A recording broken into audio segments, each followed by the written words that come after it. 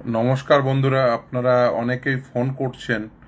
বিশেষ করে আজকে যে ঘটনা ঘটেছে, বিশেষ করে সাংবাদিক বন্ধুরা, তাদের উপর যে আক্রমণ নামিয়ে আনা হয়েছে এবং বঞ্চিত চাকরি প্রাপক এবং চাকরি প্রার্থী উভয়ের উপরেই তো আক্রমণ নামিয়ে এনেছে। কিন্তু আজকের যে আক্রমণ, সেটি একেবারেই চাকরি প্রাপক যারা ছিলেন, যারা চাকরি হারিয়েছেন, তাদের উপরে যে বর্বরচিত আক্রমণ করা হয়েছে পুলিশের পক্ষ থেকে। এবং বিশেষ করে তার আগে তৃণমূলের এক নেতা, তিনি আসলে যেভাবে তিনি শুরুটা করে দিয়েছেন, পুলিশ তারই একটা, আপনি বলতে পারেন দ্বিতীয় অধ্যায়, সেটা পুলিশ ঘটালে। আসলে এই পুরো বিষয়টি তো শাসক প্রশাসন একটা একেবারে সম্পৃক্ততা তৈরি করেছে। একটি প্রাতিষ্ঠানিক দুর্নীতি হয়েছে এবং সেই দুর্নীতিটি হয়েছে মূলত ব্যক্তি স্বার্থ চরিতার্থ করার জন্য। এই ব্যক্তি স্বার্থ কাদের, সকলেই বুঝতে পারছেন। এই ব্যক্তি স্বার্থটি হচ্ছে সেই সমাজের সেই সমস্ত রাজনৈতিক নেতৃত্বের, যারা ভোট পেয়ে নির্বাচিত হয়ে প্রশাসনিক ক্ষমতার অপব্যবহার করে দুর্নীতি করেছেন, প্রশাসনিক অদক্ষতার পরিচয় রেখেছেন এবং দুর্নীতি পরায়ণ এবং দুর্নীতিগ্রস্ত হওয়ার জন্য তারা প্রতিষ্ঠানকে ব্যবহার করেছেন এবং প্রাতিষ্ঠানিক দুর্নীতি করেছেন। খুব স্বাভাবিকভাবে এই প্রাতিষ্ঠানিক দুর্নীতি যারা করেছেন, তারা যেমন যুক্ত রয়েছে, সেরকম প্রতিষ্ঠানগুলোর সঙ্গে যারা সংশ্লিষ্ট রয়েছেন তারাও যুক্ত রয়েছেন। একদিকে যেমন পার্মানেন্ট এক্সিকিউটিভ, অপরদিকে যারা ভোট পেয়ে নির্বাচিত হয়েছেন, অর্থাৎ টেম্পোরারি এক্সিকিউটিভ, পলিটিক্যাল এক্সিকিউটিভ যারা রয়েছেন, তারাও রয়েছেন। এই নিয়োগ প্রক্রিয়ায় কি হয়েছিল? আসলে এই নিয়োগ প্রক্রিয়ায় হয়েছিল দুর্নীতি, এবং এই নিয়োগ প্রক্রিয়ার প্রতিটি ধাপে দুর্নীতি হয়েছে প্রাতিষ্ঠানিক ক্ষমতাকে ব্যবহার করে। এবং তারা যখন দেখেছেন, সেটি তারা ভেবেছিলেন কোনোদিন ধরা পড়ব না, কিন্তু আদালতের সামনে এই মামলাগুলো চলে আসার জন্য এবং বিশেষ করে এই নিয়োগ পর্বের একেবারে শেষ পর্যায়ে তারা একেবারে ভেবেছিলেন যে দুর্নীতি করতে করতে কেউ কিচ্ছু করতে পারবে না, তাই কাউকে রাজনৈতিক দলে যোগদান করিয়ে তার মেয়েকে সরাসরি, তখন পুরো প্রসেস সম্পূর্ণ সরাসরি একেবারে ওয়েটিং লিস্টে 1 নম্বরে তুলে দিয়েছিলেন অঙ্কিতা অধিকারী। সেখান থেকেই প্রথম এই দুর্নীতিটা জানা যায়। আসলে সকলেই বুঝতে পারছিলেন যে নিয়োগে দুর্নীতি হচ্ছে, কিন্তু সেটি চাক্ষুষ হয়ে যায়। তারপরে তারা আন্দোলন শুরু করে। আন্দোলনের এক শ্রেণীর নেতৃত্বকে সেই সময় মমতা বন্দ্যোপাধ্যায় হাত করে নেন, দুর্নীতির অংশ করিয়ে নেন, র্যাঙ্ক জাম্প করে তাকে চাকরি দেন, তাদেরকে চাকরি দেন। এইভাবে দুর্নীতির তিনি শাখা প্রশাখা ছড়িয়েছিলেন এবং ভেবেছিলেন ওই কয়েকজনকে একটু উৎকোচ দিয়ে, মানে যারা একটু চিৎকার চেঁচামেচি করছে, তাদের কয়েকজনকে দুর্নীতির অংশ করিয়ে নিয়ে এই দুর্নীতিটা ধামাচাপা দেব। কিন্তু আদালতের সামনে সেগুলো এসে যাওয়া, মামলা করার ফলে আমরা মামলা করি, যারা বঞ্চিত চাকরি প্রার্থী ছিলেন তারা মামলা করেন, তার ফলে পুরো বিষয়টি উন্মোচিত হয়। তারপরে তারা দেখলেন, এই মমতা বন্দ্যোপাধ্যায়রা, যে পুরো বিষয়টি তো উন্মোচিত হয়ে গেছে, তাহলে কি করতে হবে? তাহলে এমন করে বিষয়টিকে পরিচালিত করতে হবে যাতে পুরো বিষয়টি উন্মোচিত না হয়। তারা বৈধ অবৈধের তালিকা দিলেন না, ওএমআর শিট পাবলিশ করলেন না, ওএমআর শিট তারা থাকা সত্ত্বেও সেটি দিলেন না। এবং আজকের দিনে দাঁড়িয়েও যেখানে ওএমআর শিট পাবলিশ করার নির্দেশ কলকাতা হাইকোর্ট দিয়েছেন, সেই নির্দেশকে আপহেল্ড করেছেন সুপ্রিম কোর্ট। আমরা চাইছি ওএমআর শিট পাবলিশ হোক। যারা বঞ্চিত চাকরি প্রার্থী তারা চাইছেন, তাদের আইনজীবী হিসেবে আমরা চাইছি, তারা চাইছেন বলেই খুব স্বাভাবিকভাবেই যারা চাকরি হারিয়েছেন তারাও চাইছেন। অথচ এটা চাইছেন না কে? মমতা বন্দ্যোপাধ্যায়রা এবং এসএসসি বোর্ড, সরকার, তারা চাইছেন না, ফলে সেটা প্রকাশ ঘটছে না। তাহলে ওএমআর শিট পাবলিকেশন চাইছি আমরা, ওএমআর শিট পাবলিকেশন চাইছে চাকরি প্রাপকরা, বঞ্চিত চাকরি প্রাপকরা। এই বৈধ অবৈধ গুলিয়ে দিয়েছে কেন? তার কারণ হচ্ছে তারা বুঝেছেন যদি অবৈধদের চিহ্নিত করে দিই, তাহলে তারা বলবে, আরে আমরা তোমাদের পয়সা দিলাম, একটি চাকরির পিছনে 20 লাখ 25 লাখ টাকা করে দিলাম, তোমরা কেন আমাদেরকে উন্মোচিত করে দিচ্ছ, আমাদের ওএমআর শিটগুলো কেন পাবলিশ করে দিচ্ছ, আদালতের নির্দেশ থাকুক, কিন্তু তোমরা পাবলিশ করতে পারবে না। আমাদেরকে কেন খোলা বাজারে আমাদেরকে কেন আইডেন্টিফাই করিয়ে দিচ্ছ? তোমাদেরকে পয়সা দিয়েছিলাম, পয়সা ফেরত দাও। এই ভয়ে তারা এই টাকা চাইবে, এই ভয়ে তারা ওএমআর শিট পাবলিশ করছেন না। এই ওএমআর শিট পাবলিশ না করা একজনেরও চাকরি যাবে না, এটা কে বলেছিলেন? মমতা বন্দ্যোপাধ্যায় বলেছিলেন। তিনি যদি বলতেন সেদিন না না যারা সাদা খাতাতে জমা দিয়ে চাকরি পেয়েছে তাদের চাকরি যাবে, তাদের কে চাকরি দিয়েছে, অন্যায় করে কেন চাকরি দেবে? আচ্ছা, প্রশাসনে মানুষ কেন বসে? চোরেদের যাতে ভালো করে চুরি করতে পারে সেই জন্য? পুলিশ মন্ত্রী কিসের জন্য আছেন? পুলিশ মন্ত্রী তো এই জন্য আছেন। পুলিশ কেন রয়েছে? যাতে চোরেরা চুরি করতে না পারে। বলবেন না না ঠিক আছে, চোরেদের বিষয়টিও আমি দেখব। মমতা বন্দ্যোপাধ্যায়ের বলাটার অর্থ তো সেটাই, প্রথমে যোগ্যদের তারপরে অযোগ্যদেরও দেখব বিষয়টা, মানে চোরেদেরও দেখব, মানে চোরেদেরও চুরি করার সুযোগ দেবেন তিনি। এবং এক্স্যাক্টলি সেটাই করেছেন, চোরেদের চুরি করতে দিয়েছেন এবং নিজেও চুরির ভাগ নিয়েছেন। বড় ভাগটা তিনি নিয়েছেন, 75-25-এর 75টা তিনি নিয়েছেন এবং 25টা অন্যদের মধ্যে ভাগ করে দিয়েছেন। এই ওএমআর সেখানেই আছে যেখানে এই টাকাগুলো রয়েছে। আজকে আন্দোলন দেখছেন বিকাশ ভবনের সামনে, যেভাবে একটি গণতান্ত্রিক আন্দোলনে যারা অংশগ্রহণ করেছিলেন তাদের উপর যে বর্বরচিত আক্রমণ করা হয়েছে, আমি তার নিন্দা করি এবং গভীরভাবে নিন্দা করি। এবং তারপরে আমি বলবো যে বিশেষ করে যে সমস্ত সাংবাদিক যারা ওখানে সংবাদ সংগ্রহে গেছিলেন, এই সব্যসাচীর বাহিনী যেভাবে তাদের উপর হামলা করেছে, তাদের রক্তাক্ত করেছে, আমি সেই সাংবাদিক বন্ধুদের বলবো যে আপনারা ইমিডিয়েট অভিযোগ দায়ের করুন এবং পুলিশ যদি কোনো ব্যবস্থা না নেয়, সাংবিধানিক আদালত রয়েছে, যদি এরা মনে করে যে সাংবিধানিক আদালত থাকবে, সংবিধান থাকবে, অথচ আমরা স্বৈরাচারিতা চালিয়ে যাব, না, কখনোই হতে পারে না। এদের এই স্বৈরাচারিতা চলতে পারে না।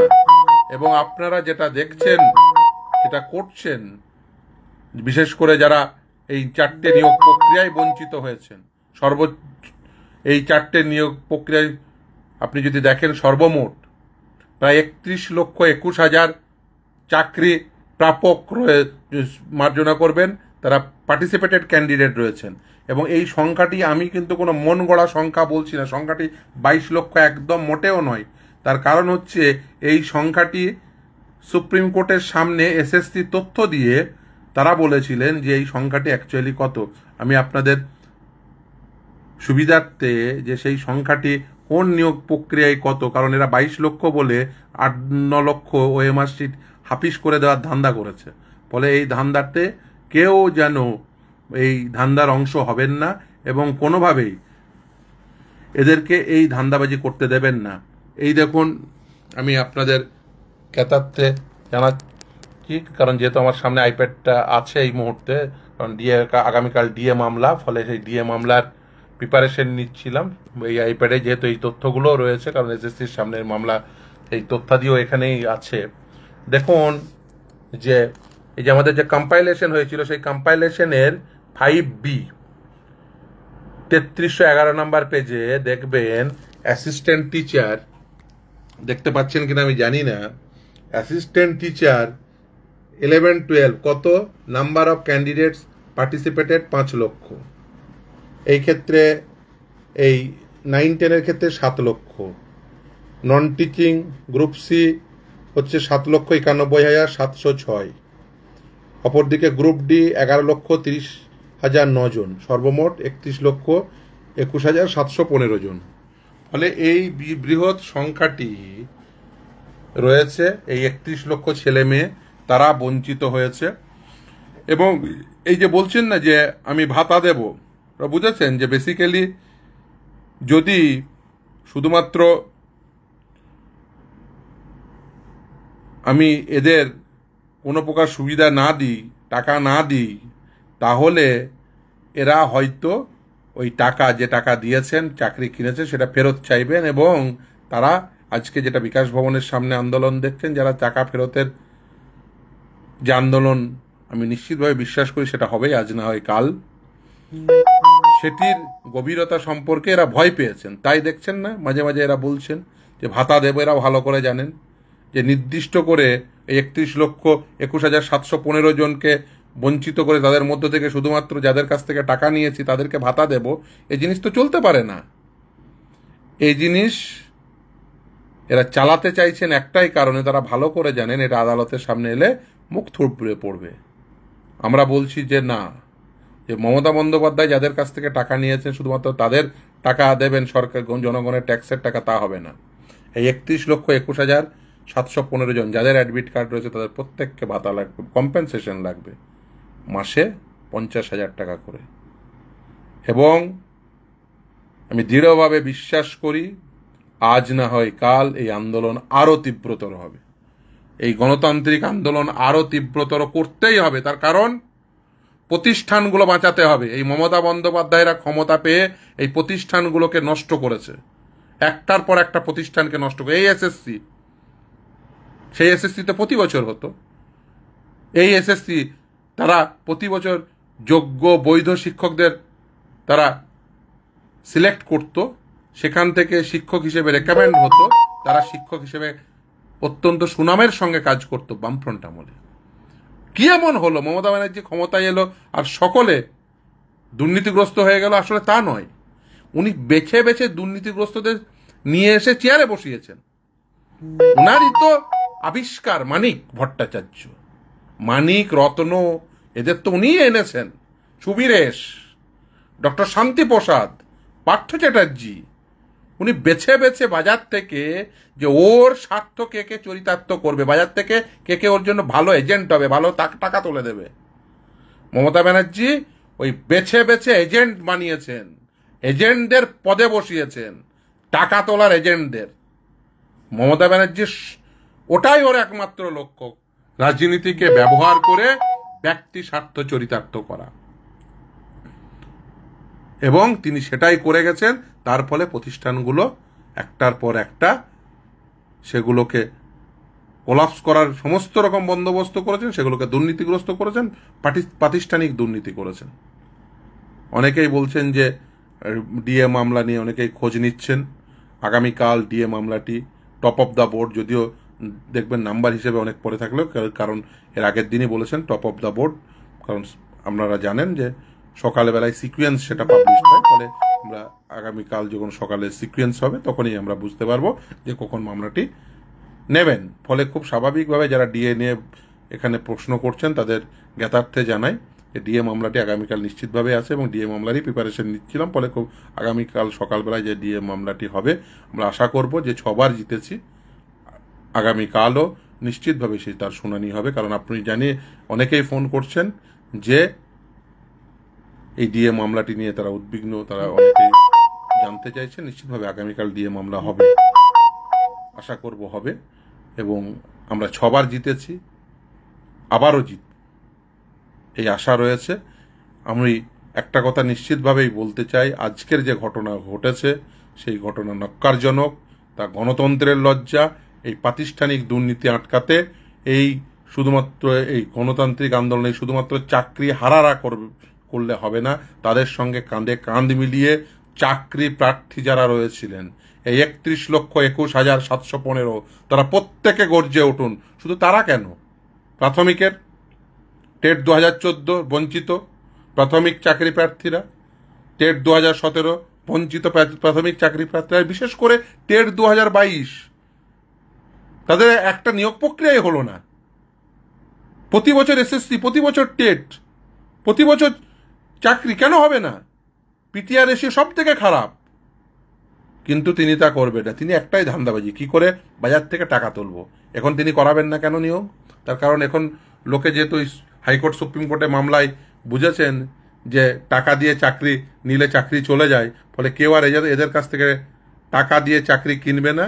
তাই এরা এখন চাকরি বিক্রি করতে পারবে না বাজারে বলে, তাই এরা চাকরি নিয়ে দেখুন টাল বাহানা করছে, চাকরি কোনো নিয়োগের বিজ্ঞপ্তি দিচ্ছে না। কেন? তার কারণ এরা জানে চাকরি বিক্রির বাজার নেই। এই বাজার যখন তৈরি হবে এরা আবার বাজার তৈরির চেষ্টা করছে চাকরি বিক্রির। আমি প্রত্যেককে বলে দিচ্ছি যে এদের কাছ থেকে কেউ চাকরি কিনবেন না টাকা দিয়ে, ঘুষের টাকা দিয়ে। কেউ জমি বিক্রি করে, বাড়ি বিক্রি করে টাকা দিয়ে এদের কাছ থেকে চাকরি নেবেন না। চাকরি নিলেই চাকরি যাবে এবং আপনাদের মাইনের টাকা ফেরত লাগবে। আর হ্যাঁ, অনেকেই লিখছেন অ্যাডমিট কার্ড থাকলে, হ্যাঁ নিশ্চিতভাবে আপনারা যে আন্দোলন শুরু করেছেন, যে অ্যাডমিট কার্ড আছে, আমরা যোগ্য, আমরা বঞ্চিত, আপনারা প্রত্যেকেই বঞ্চিত। ভাতা দেব বলেছে, ওকে ভাতা দিতে হবে। ও যতক্ষণ পর্যন্ত না উনি ভাতা দিচ্ছেন, যতক্ষণ পর্যন্ত না উনি দিয়ে দিচ্ছেন, যতক্ষণ পর্যন্ত উনি চাকরি দিচ্ছেন, ততক্ষণ পর্যন্ত না পদত্যাগ না দেশত্যাগ। কারণ আমাদের গভীরভাবে পর্যবেক্ষণে রাখতে হবে একে। যে কোনো সময় দেশত্যাগ করতে পারে বা পদত্যাগ করে দেশত্যাগের বন্দোবস্ত করতে পারে। আমাদের গভীরভাবে পর্যবেক্ষণে রাখতে হবে, কোনোভাবে যাতে দেশত্যাগ না করতে পারে। তার কারণ আমাদের ওর কাছ থেকে অনেক কিছু পাওয়ার রয়েছে। বিশেষ করে এই যারা ধরুন টাকা দিয়ে চাকরি পেয়েছে, তাদের আন্দোলন করতে হবে। তারা সব জমি বিক্রি করা টাকা, এ মামদোবাজি নাকি? গ্রামের গরিব ছেলেটি তার বাবার 4 বিঘা জমি বিক্রি করে চাকরি দিয়েছে, সেই জমি টাকা নিয়ে যাবেন না আপনারা? যে ঘাট থেকে আপনারা প্রত্যেকের ঘাট থেকে ওই আপনাদের জমি বিক্রি করা টাকা নিয়ে যাবেন। আপনার বাবার পেনশনের তার চাকরি শেষ হয়েছে, চাকরি শেষ হয়ে যাওয়ার পরে যে টাকাটুকু পেয়েছে, পেনশন পাওয়া বাবা, তিনি বেকার যুবক ছেলেটির বা মেয়েটির মুখে হাসি ফোটানোর জন্য তার সর্বশেষ সঞ্চয়টুকু এদের এই দালালগুলোর হাতে তুলে দিয়েছিলেন। সেই টাকা ফেরত নিতে হবে না? নিশ্চিতভাবে ফেরত নিতে হবে। আপনারা চিন্তা করবেন না, আপনারা কোনোভাবেই ভেঙে পড়বেন না। সকলে কাঁধে কাঁধ মিলিয়ে, এই 31 লক্ষ ছেলে সকলে কাঁধে কাঁধ মিলিয়ে এই টাকা ফেরত নিতে হবে। কাঁধে কাঁধ মিলিয়ে এদের এই প্রতিষ্ঠানগুলোকে, দুর্নীতিগ্রস্ত প্রতিষ্ঠানগুলোকে দুর্নীতিমুক্ত করতে হবে। কারণ এই প্রতিষ্ঠান সকলের, জনগণের প্রতিষ্ঠান। এই জনগণের প্রতিষ্ঠানকে রক্ষা করার দায়িত্ব জনগণকে নিতে হবে, কাঁধে তুলে দিতে হবে। এবং এই যে টাকা এরা নিয়েছে, এই টাকা জনগণকে সঙ্গে নিয়েই আদায় করতে হবে। যেখানে টাকা আছে সেখানেই ওএমআর রয়েছে। ফলে জনগণকে কাঁধে কাঁধ মিলিয়ে, প্রতিটি জনগণকে, এখানে লজ্জার কোনো বিষয় নেই। আপনারা স্বীকার করে নিন, আপনারা জনগণকে আপনারা বন্ধুদের সঙ্গে নিয়ে যান, দিয়ে একসঙ্গে যাকে টাকা দিয়েছেন, পাড়ার তৃণমূল নেতাকে টাকা দিয়েছেন, তাকে ধরুন, সে নিশ্চিতভাবে তার কাছে পুরো টাকাটা নেই, তাকে ধরে নিয়ে একসঙ্গে তার উপরে যে যাকে টাকা দিয়েছে তার কাছে পৌঁছে যান, তাকে সঙ্গে নিয়ে একসঙ্গে তার উপরের দালালের কাছে পৌঁছে যান, তারপরে আলটিমেট মন্ত্রীর কাছে পৌঁছে, তারপরে আলটিমেট যিনি সর্বোচ্চ শিখরে রয়েছেন 14 তলা, ওই 14 তলায় পৌঁছে যান। 14 তলায় আছে না ঘাটে আছে, সেটা একবার জেনে বুঝে নিয়ে সেখান থেকে টাকা উদ্ধার করুন। ঘাট থেকে বা 14 তলা থেকে এই টাকা, এই চাকরি, এই ভাতা, এই ডিএ সবটাই আদায় করতে হবে। জনগণকে কাঁধে কাঁধ মিলিয়ে এই টাকা এবং তাদের প্রাপ্য অধিকার আদায় করে নিতে হবে। আমি বিশ্বাস করি, দৃঢ়ভাবে বিশ্বাস করি, জনগণ তাদের হকের দাবি, তাদের হকের পাওনা সবটাই আদায় করে নেবে। এবং প্রত্যেকে কাঁধে কাঁধ মিলিয়ে এই লড়াই করতে হবে। এই দুর্নীতিগ্রস্ত প্রতিষ্ঠানগুলোকে, যেগুলোকে দুর্নীতিগ্রস্ত করে দিয়েছেন, একে দুর্নীতিমুক্ত করতে হবে। এই প্রতিষ্ঠানকে, এই সিস্টেমকে আমাদের রক্ষা করতেই হবে। কোনো ব্যক্তি স্বার্থে এই প্রতিষ্ঠানগুলোকে নষ্ট করে দেওয়া যায় না। এরা চেষ্টা করছেন ব্যক্তি স্বার্থে এই প্রতিষ্ঠানগুলোকে উঠিয়ে দেওয়ার। সে এসএসসি হোক, সে বোর্ড হোক, সে কলেজ সার্ভিস কমিশন হোক, কি সে West Bengal board of primary education হোক, প্রতিটি প্রতিষ্ঠানকে দুর্নীতিগ্রস্ত করেছেন। এবং এর বিরুদ্ধে আমাদের যৌথতার সঙ্গে প্রতিটি জনগণকে আমি আহ্বান করছি, এই পশ্চিমবঙ্গবাসীকে কাঁধে কাঁধ মিলিয়ে এদের বিরুদ্ধে লড়াই জারি রাখুন। এবং আমাদের এই জিনিস করতেই হবে। সময়ের দাবি, ব্যক্তি স্বার্থে এই প্রতিষ্ঠানগুলোকে জলাঞ্জলি দেওয়া যায় না। তাই লড়াই যেমন আদালতে চলবে, লড়াই সেরকম রাস্তায়ও চলবে। এই উভয় লড়াই চলবে, আদালতের লড়াই এবং রাস্তার লড়াই। এই যৌথ লড়াই আমাদের ঈপ্সিত লক্ষ্যে পৌঁছে দেবে। আমাদের ঈপ্সিত লক্ষ্যকে গণতান্ত্রিক পদ্ধতিতে এই প্রতিষ্ঠানগুলো পরিচালিত হবে, নিয়ম মেনে, আইন মেনে এই স্ট্যাটুটরি বডিগুলো পরিচালিত হবে। কোনোভাবেই এই প্রতিষ্ঠানগুলোকে নষ্ট হতে দেব না, দুর্নীতিগ্রস্ত হতে দেব না। এবং কোনোভাবেই এই দুর্নীতিগ্রস্ত লোকেদের এই প্রতিষ্ঠানগুলোর পদে কোনোভাবেই থাকতে দেওয়া যাবে না। এই গণতান্ত্রিক লড়াই চালিয়ে যেতে হবে, এই আইনি লড়াই নিশ্চিতভাবেই চালিয়ে যাব।